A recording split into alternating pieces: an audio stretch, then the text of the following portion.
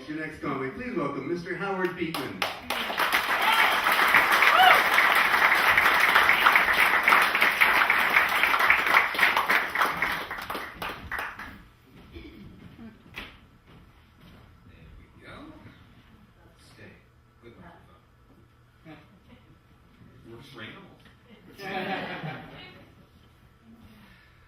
My then roommate secretly planned to move out because he had stopped taking his meds.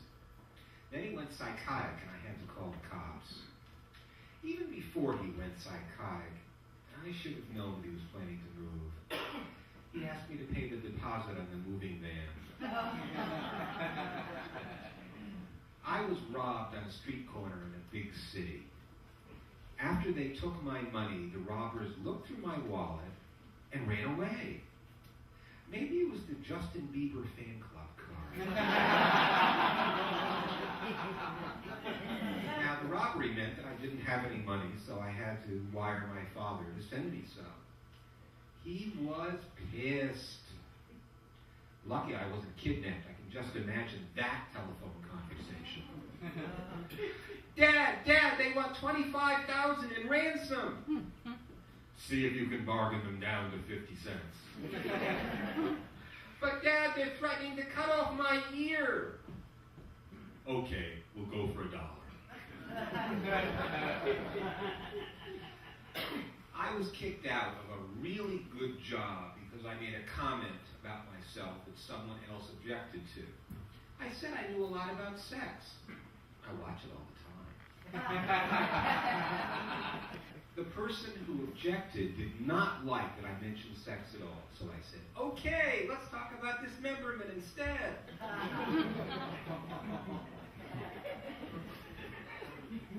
I have been engaged in a serious job hunt for about 9 months now, and no one will hire me. I don't understand it. I fill out the application forms correctly.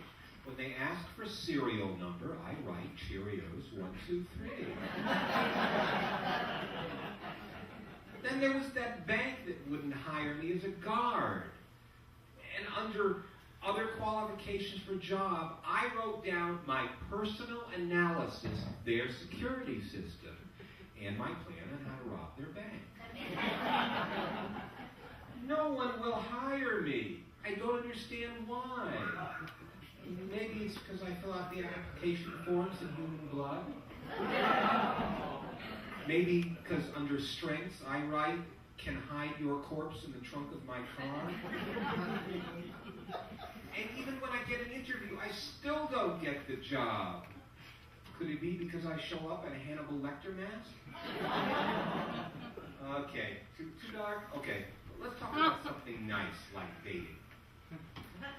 I once had a girlfriend who was really high maintenance. She wanted to spend time with me. And she was always asking all sorts of intrusive personal questions, like, how you doing? Want to come over tonight? What happened on the last episode of The Simpsons? I thought The Simpsons was funnier than that. I asked another woman out on a date, and she said yes, but I don't think she really wanted to go out with me. The signs were pretty obvious. She showed up in a suit of armor. She brought a bodyguard. She brought her mother. Fortunately, the two of us really hit it off. But I was too afraid to ask her mother out again.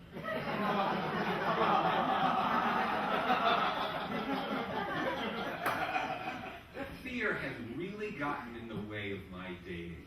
I'm afraid she'll say no. I'm afraid she'll say yes. I'm afraid she'll be too expensive. Hey, those McDonald's Happy Meals really cost. Fear makes me small, so small that Starbucks won't let me buy a large latte. On the other hand, I do get into movies for half price. Fear makes me quit jobs. I quit one job and felt such a sense of relief. So did my passengers on the 747. Fear makes me afraid to try new things, like shoplifting. I am so afraid to drive to any location for the first time that written directions don't make sense to me, and I usually get lost. When I drove to my sister's place in Boston for the first time, I wound up in Cuba. I was so afraid to live on my own that I stayed in my parents' home until I was 31 years old. Finally, my father confronted me. He said, "Do you want to be a child or an adult?" And I replied, "I kind of like the child thing. Now can I have my allowance?" My first classic panic attack happened when a college professor announced the start of his final exam. My anxiety was so high that I couldn't think straight, much less answer a question. But I still got an A. The class was How to Have a Panic Attack. My second classic panic attack was triggered by my first exposure to a modern multiplex cinema. I had never seen a lobby that big with so many people in it and so many movies to choose from. Of course I panicked. The snack bar was out of popcorn. My third classic panic attack happened while I was walking across a volcano in a national park. Now, it wasn't the heat, wasn't the lava, wasn't the scalding steam vents. The snack bar was out of popcorn. But I've never been afraid of trying new foods. I love food. Kangaroo, I'm not afraid. Hot millet cereal topped with molasses, I'm not afraid. Okra and liver sauce, I'm not afraid. Dinner being late, oh, I'm afraid. Thank you, ladies and gentlemen.